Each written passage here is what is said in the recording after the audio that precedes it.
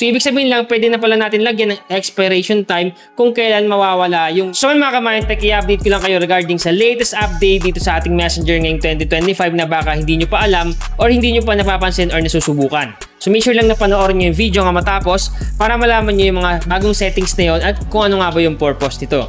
So mga ka-Mindtech, una muna natin gagawin is kailangan muna natin i-update yung ating Messenger application in case man na hindi pa updated. So para ma-update yan, pumunta lang kayo sa Play Store. Hanapin nyo lang yung Play Store sa inyong device. So once na makita mo na, click mo lang. Pag naklik mo na yung Play Store, automatic mag-open yan at dumirekta tayo dito sa My Search. Itong search dito na may magnifying glass, click natin. At once na maklik mo, tap mo tong search bar sa taas at i-type mo lang dito yung Messenger. So once na ma-type mo na yung Messenger, automatic lalabas yan.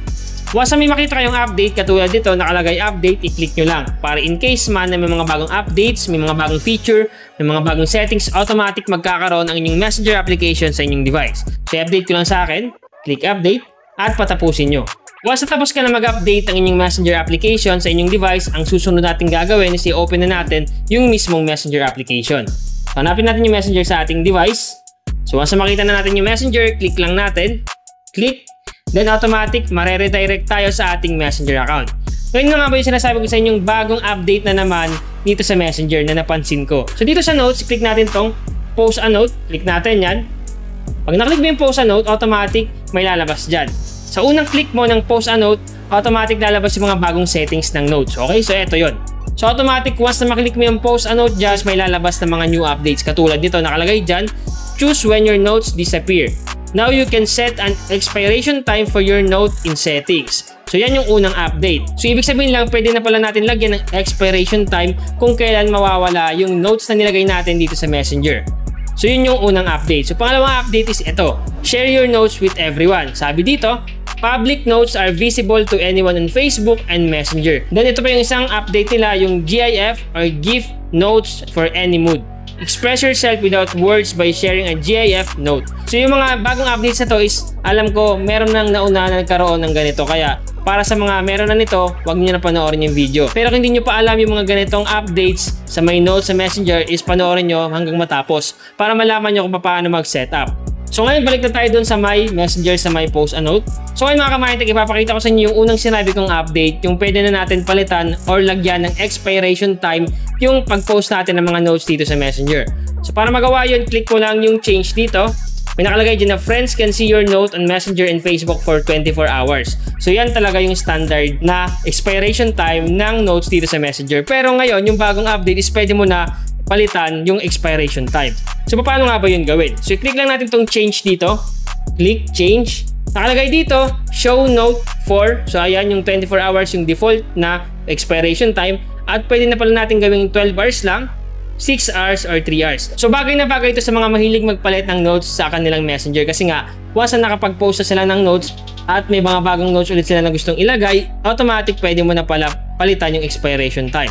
So yung oras dito na available is 3 hours, 6 hours, 12 hours, and 24 hours. So for example, gusto mo maglagay ng note. So naglagay ka kunyari ngayon at sinet mo lang sa 3 hours. So set natin.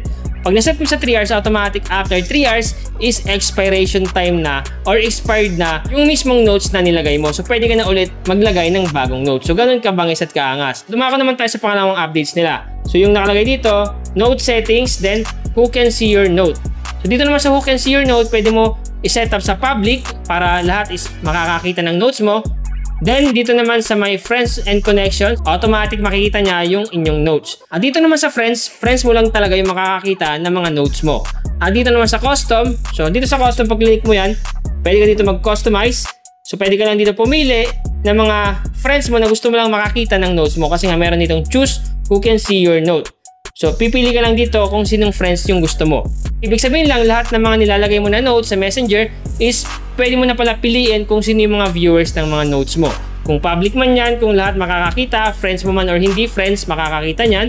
At dito naman sa my friends and connection, automatic pag friends mo and may connection, automatic makikita yung notes mo. At sa friends naman is friends lang talaga yung makakakita ng notes mo. At sa custom is pwede mo piliin yung mga friends mo na gusto makita yung mga pinapost mo na notes everyday.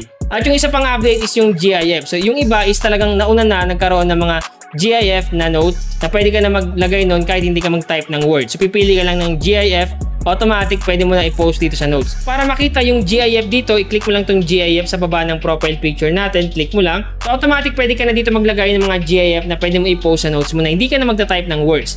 Pipiliin mo lang dyan yung mga gumagalaw na GIF na yan at may mga words din dyan na nakalagay, so pipili ka na lang. For example, ilagay natin dito, so sample lang naman to, kunyari itong nagkakarate dito. Kung sa Clinic Menu, automatic andito na siya sa taas at gumagalaw na yan. Paalala pala mga ka-Mindtech, hindi lahat sabay-sabay mag-update ng mga bagong settings, mga bagong features si Messenger. May mga iilang device na talagang once na may update yung Messenger is meron kagad yung phone nila. At may mga device naman na kahit updated is wala pa talaga. So hindi talaga sabay-sabay mag-update ng mga bagong features, settings, updates yung Messenger. Pero ang gawin nyo mga ka-Mindtech, lagi nyo lang i-update ang inyong Messenger application sa Play Store. Para automatic pag available na yung mga updates sa inyong device is magkakaroon na kayo ng mga bagong settings, bagong features, or bagong updates sa inyong Messenger application. Sana nakatulong tong vlog ko ngayon. Once again, Mindtech PH, thank you and God bless all.